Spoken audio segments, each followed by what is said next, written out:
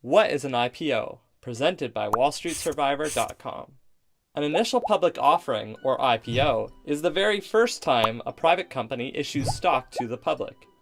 A company can decide to issue stock for a number of reasons, including to raise money for growth, or to allow employees, owners, and early investors to liquidate some of their shares and make money.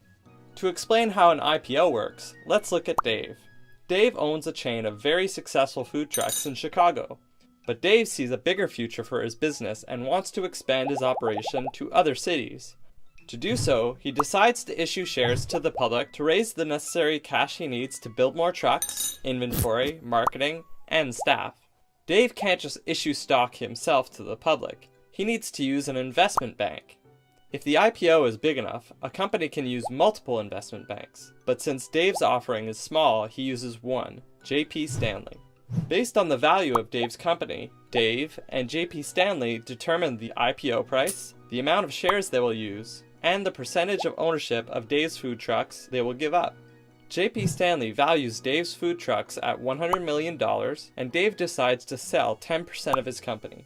10% of $100 million means Dave will be raising $10 million. The investment bank decides they will be issuing $1 million in shares to the public at $10 apiece.